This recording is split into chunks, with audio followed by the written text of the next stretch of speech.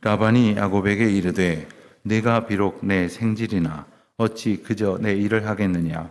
내 품삯을 어떻게 할지 내게 말하라. 라반에게 두 딸이 있으니 언니의 이름은 레아요 아우의 이름은 라헬이라.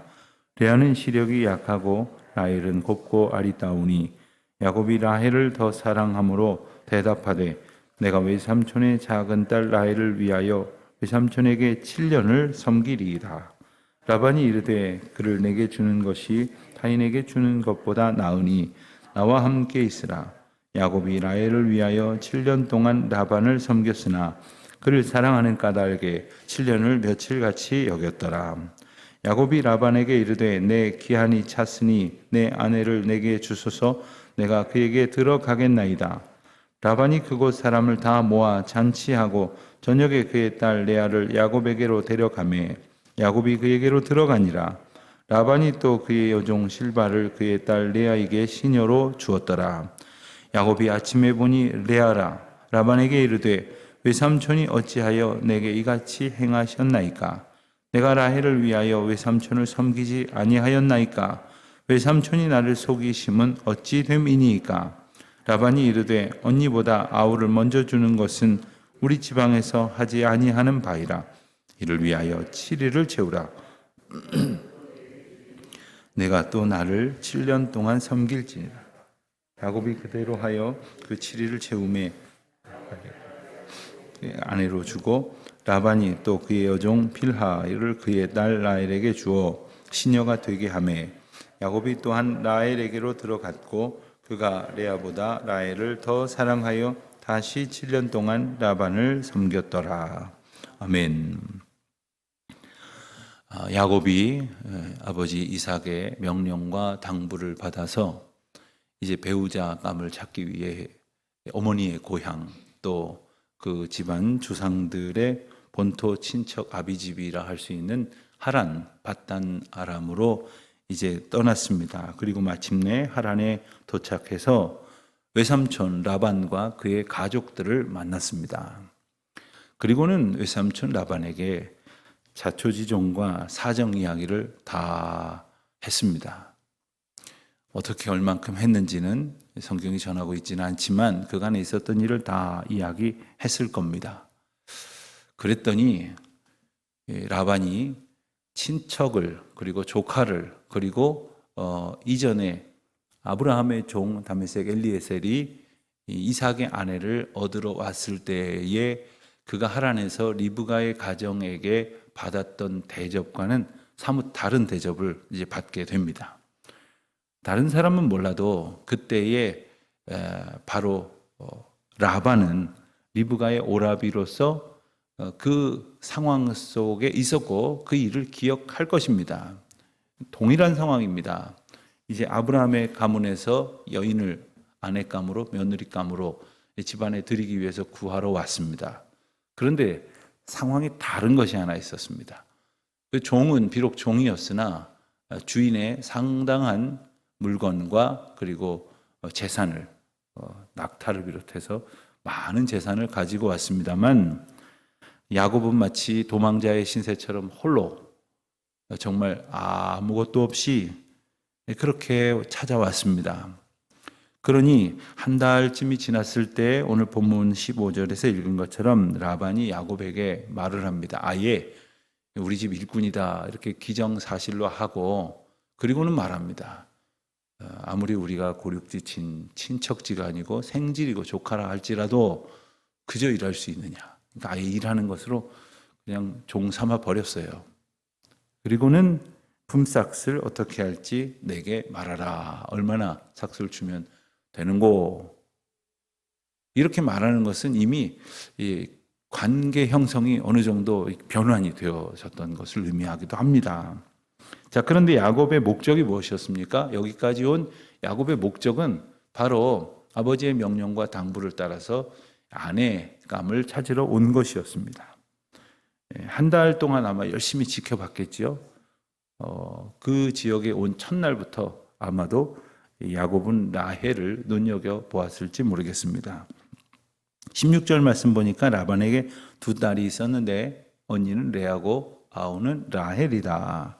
그런데 이 둘을 설명하는 구절이 장황하지 않습니다. 제가 언젠가 그런 말씀 드리기도 했는데 사람이 누군가를 설명할 때 그렇게 길게 말하지 않습니다. 아주 간단하게 몇 마디로 평가되어진다 하는 생각이 들 때가 많습니다. 근데 뭐라고 이 두 이제 여인을 말하는가? 레아는 시력이 약하고 라헬은 곱고 아리따우니 했습니다.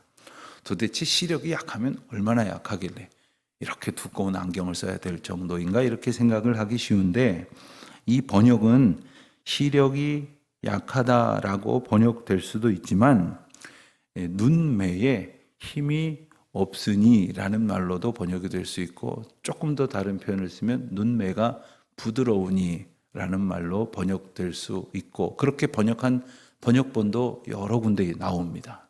우리 성경에는 지금 보는 성경도 그렇고 그 전에 보던 개역 한글 성경도 그 시력이 약하다 이런 요지로 번역을 했어요. 그러니까 아주 눈이 굉장히 나쁜가 보다. 눈이 나빠서 글쎄요. 눈이 나쁜 게 오늘 본문의 맥락 속에서 어떤 의미를 가질까요? 그것은 아마도 라헬이 곱고 아리따운 것과 좀 대조적으로 말하고 싶은 의미가 있었기 때문이었을 것입니다. 그런데 번역되는 과정에서 아마도 이 눈매가 부드러우니 그런 말은 굉장히 좋게 표현하는 것이라고 한다면 그걸 조금 좀 외모를 폄하해서 얘기하는 것 같다면 눈이 못생겼으니 뭐 이럴 수도 있을 것이에요. 그런데 반면에 라헬은 곱고 아리따다. 그러니까 아마 비교하는 가운데에 야곱에게 있어서 적어도 야곱에게 있어서 라헬이 덜 매력적이었다 하는 이야기를 하고 싶었던 것으로 보여집니다. 그래서 그랬는지 18절에 보면 야곱이 라헬을 더 사랑했습니다. 외모는 상대적인 것입니다. 그리고 각각 이제 생각하는 것이 다른 것입니다. 그런 의미에서는 또한 외모를 보는 시각은 주관적인 것입니다. 그러니 야곱에게만 그렇게 더 그렇게 보였을 것이겠으나 라헬을 더 사랑하였으므로 라헬을 위하여 7년을 섬겼다고 했습니다. 이 말은 곧 당시의 결혼 풍습의 관점에서 비추어 보면 라헬을 아내로 얻는 대신 7년을 일하기로 했다는 뜻입니다. 결혼을 하려면 지참금, 참 표현이 좀 별로인데 이 아내를 삼을 만한 여인이 그 가정에서는 지금까지 나름대로 노동력이었을 것입니다. 살림도 하고 그리고 더러는 라헬 같은 경우에는 양도 치고 이렇게 일을 하고 있었던 그 일꾼을 이제 남의 집에서 데려가는 겁니다. 그런 일꾼 하나를 빼가는 것이니 그에 상응하는 어떤 대가를 치르는 그런 의미로 봐야 할 것이겠습니다. 무슨 사람을 돈 주고 사고 파느냐 그런 개념으로 볼 것은 또한 아니라 하겠습니다. 어쨌든 7년을 섬기기로 했는데 이것은 그런 의미가 있다 이렇게 우선 생각을 할 수 있겠습니다. 그러면서 19절에서 라반은 또 이렇게 말했습니다.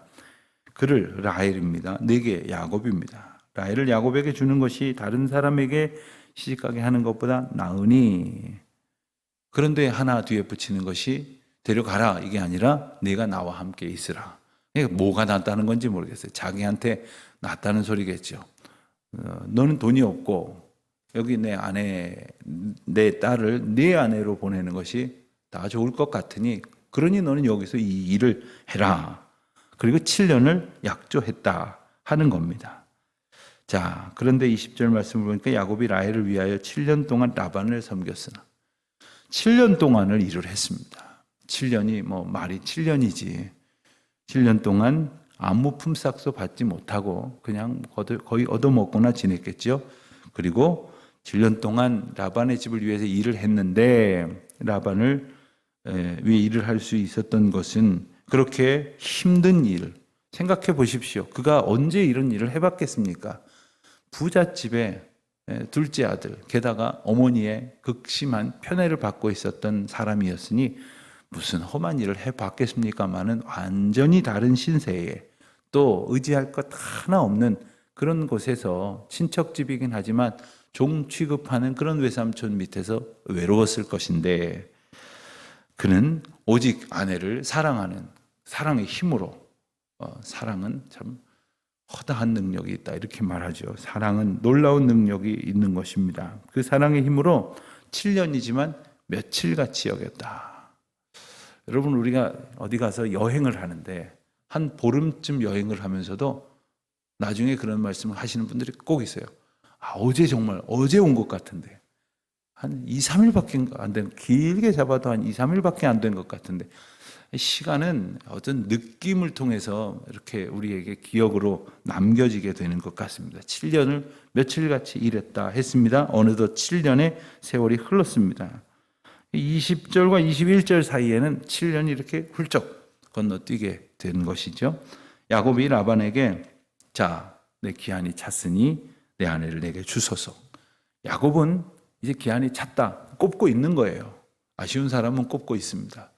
그런데 아예 아내를 내게 달라 이렇게 분명히 말을 합니다. 아마도 그때까지 정말 한 집에서 살면서 아내라고 말해놓고 그래도 같이 지내지 못하게 했던 모양입니다. 자, 라반이 22절에 보니까 그곳 사람들 모아서 잔치하면서 결혼식을 치러 줍니다. 뭐 그냥 이제 오늘부터 같이 지내라 해도 될 것이지만 이렇게 잔치를 지내줍니다. 아마도 이것을 보면 자기 딸을 위해서 그런 것도 있겠으나 이제 잠시 뒤에 나오는 그 이른바 사기 결혼, 동생을 아내로 주기로 해놓고 언니를 아내로 맡게 해준 이 황당한 어떤 상황을 돌이킬 수 없도록 결혼식의 잔치를 벌이는 것에 또 다른 중요한 의미는 증인을 세운다는 의미가 있습니다. 이 증인을 두어서 결혼식을 했으니 이 결혼은 돌이킬 것이 못 되도록 하려고 하는 그 라반의 의도도 분명히 있었던 것 같습니다. 그렇지 않으면 아무리 자기 딸이 시집을 가지만 종하고 그것도 여태 자기 집에서 7년 동안 일한 종하고 뭐 종이 그 결혼한다고 해서 신분이 바뀌는 게 아니지 않습니까? 이제 또 보면 이 라반의 계획은 이제 이리저리 해가지고 또 일을 시켜 먹으려고 하고 있으니 딸의 결혼이지만 종 결혼시키는 것을 뭐 이렇게 잔치까지 할 것이겠습니까? 어쨌든 결혼식을 하고 나서 그리고 나서 하루 저녁을 지났습니다. 그런데 25절 보니까 야곱이 아침에 보니 레아라. 이 원문을 보면 우리는 아주 고상하게 아침에 보니 레아라 이렇게 했는데 원문을 보면 아침이 되었는데 레아가 아닌가 이런 원문은 아주 시적으로 표현이 되어 있어요. 깜짝 놀랐다는 거죠. 이 무슨 드라마 게임도 아니고 무슨 삼류 영화도 아니고 있을 수 없는 일이 벌어졌습니다. 뭐 등이 밝히 있지도 않았을 것이고 또 그리고 결혼하였으니 뭐 잔치를 다 마치고 나면 어두운 저녁이 되었을 것이고 아마도 얼굴 들여다볼 상황도 되지 못하였던지 그만 자기가 그토록 연모하던 라헬이 아니라 레아가 자기와 한 방에 있었다고 하는 사실을 이제 야곱이 알았습니다. 얼마나 황당했을까요? 자, 누가 이 일을 꾸몄을까? 뻔한 것 아닙니까? 어찌 나에게 이럴 수 있는가? 그리고는 이제 야곱이 외삼촌에게 항의를 합니다. 25절 맨 마지막 부분에 보면 내가 라헬을 위하여 외삼촌을 섬기지 아니하였나이까? 외삼촌이 나를 속이심은 어찌 됨이니까? 그런데 가만히 보면 참 이 허망한 질문이 이런 겁니다. 속임을 당해놓고 속인 사람한테 왜 속였습니까? 이렇게 말하면 무엇하겠어요? 이미 속았는데. 그 순간 아마도 야곱은 생각을 했을 겁니다. 내가 속았구나. 그리고 또 생각했을 거예요. 이렇게 속는 거구나. 그리고는 또 생각했겠죠. 자기가 속인 일을 생각을 했을 겁니다. 그리고 그의 심정도 조금은 생각해 봤을 겁니다. 자, 속임을 당했을 때 기분. 여러분, 속임을 당했을 때 기분이 어떤 기분이 드셨습니까? 제가 언젠가도 이야기했는데 그 이상 제가 강렬한 기억이 없어서 또 한 번 이야기할까요? 아주 어렸을 적에 5살 위에 형님하고 외갓집 갔다가 이제 전철을 타고 집으로 돌아오게 됐습니다. 저희 집은 용산역에서 버스를 타고 또 들어가야 되는데 용산역 광장에 아주 늦은 저녁이었는데 더운 여름날 저녁에 큰 그 리어카가 뭐 커봐야 그렇지만 리어카에다 수박을 이렇게 쌓아놓고 수박을 파는 아저씨들이 야야야 너희들 저기 이거 원래 한 개에 얼마인데 2개 줄게. 그러니 어린 마음에 외삼촌, 오늘 본문도 외삼촌이지만 외삼촌 댁에 갔다 오면서 이제 집에 갈 때 되면 야 이거 너 용돈 내라 그러고 주지 않습니까? 이거 갖고 수박을 사가면 부모님이 좋아하시겠다 해가지고 형하고 우리 2통 사가자. 그래서 한 통씩 들고 아주 신이 나서 돌아왔습니다. 집에 와서 짝짝해 보니까 세상에 그렇게 먹을 수 없도록 상한 수박은 처음 봤어요. 그런데 그 수박을 보면서 우리 부모님이 얼마나 웃으셨는지 몰라요. 깔깔대고 웃으셨어요. 예? 그러면서 한편으로는 그래도 수박 사다가 부모님하고 먹겠다고 사온 게 가상해서 재밌어 하셨기도 했겠고, 그 어린애들이 속은 것도 재밌으셨던 것 같은데, 저는 막 분해서 견딜 수가 없었어요. 그 밤에 이걸 들고 다시 용산역 광장으로 뛰쳐나갈 기세를 가져보기도 했었습니다. 속임을 당하면 말이죠. 별 생각이 다 듭니다. 어디 뭐 그 몇백 원, 그때 돈으로 몇백 원 안 되는 거였지만 그 적은 것으로도 그랬는데 7년 일한 값을 속았어요. 야곱의 마음이 어떻겠습니까? 야곱에게 분명히 하나님께서 깨닫게 하시는 것이 있었을 거예요. 속였던 기억, 그것도 아버지와 형을 속여서 그리고 축복을 받겠다고 했었던 기억. 우리는 때로는 이건 속인 게 아니야, 그냥 이렇게 말할 수밖에 없었어, 이렇게 됐기 때문에 이렇게 할 수밖에 없었어, 얼마든지 합리화를 시키고 변명도 하고 하지만 하나님 앞에서 우리가 누군가를 속인 것은 속아보면 정말 확실하게 깨닫는 거예요. 진실하지 못함이 얼마나 하나님 앞에 합당하지 못한 것인지를 깨닫게 되는 것입니다. 결국 라헬은 7년을 더 일하기로 합니다.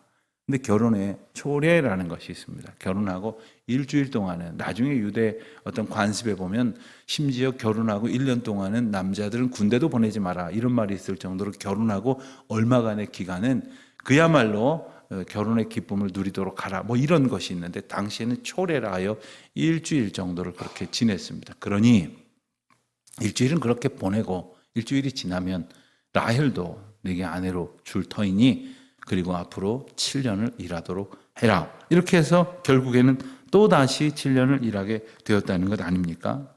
이것 한 가지만 좀 생각을 해보겠습니다. 아마 야곱의 어떤 인생 계획을 본다면 그 가운데에 7년 동안 고된 일의 시간이 있었지만 그의 계획 속엔 라헬이 있었을 거예요. 라헬과 함께 이제 가정을 꾸리고 그리고는 어쩌고 저쩌고 뭐 이런 생각을 분명히 했을 겁니다. 그러나 결과적으로 보면 그의 계획에 없던 레아를 아내로 또한 맞이하게 됩니다. 그뿐입니까? 라헬의 여종, 레아의 여종 해서 갑자기 아내가 넷이 됩니다. 이제 내일부터 이어지는 말씀에 보면 그 네 아내를 통해서 12명의 아들과 1명의 딸을 낳게 되는 이야기가 이어지는데, 가만히 보면 이것이 하나님의 인도하심이요, 하나님의 특별한 계시와 섭리요, 축복임에도 불구하고 야곱의 계획과는 사뭇 거리가 있었던 것입니다. 우리 뜻대로 되는 게 축복이 아니에요. 하나님의 뜻대로 하나님께서 일하시는 것을 우리가 보아가는 것입니다. 하나님의 뜻대로 일하시고 하나님의 인도하심 가운데에 또한 하나님의 은혜를 베풀어 주십니다. 그러니 오늘 우리가 어떤 상황을 만날지라도 하나님의 은혜 안에 그저 내 맘대로 해버리고 이거 하나님의 인도하심이다 해서는 안 됩니다. 그러나 하나님의 인도하심을 늘 겸손함 가운데에 구하고 그 인도하심 가운데에 순종하면서, 혹 내 뜻대로 되지 않는다 하여도 주님의 뜻을 날마다 걸음걸음마다 여쭙고 그 뜻을 깨달아가는 기쁨으로 충만한 복된 하루를 살아가시기를 주님의 이름으로 축원드립니다. 기도하겠습니다. 하나님 아버지, 감사합니다. 저희의 인생의 모습을 돌아보면서 또 성경의 하나님의 사람들의 이야기를 돌아보면서 참으로 우리의 부질없는 생각과 그리고 우리의 생각대로만 되기를 원하는 우리의 욕망 어린 마음을 보게 됩니다. 하나님의 마음을 소원하게 하시고 하나님의 뜻을 구하게 하시며 하나님이 인도하시는 은혜 안에 기뻐하며 살아가는 오늘 하루가 되게 하여 주옵소서. 예수님의 이름으로 기도드립니다. 아멘.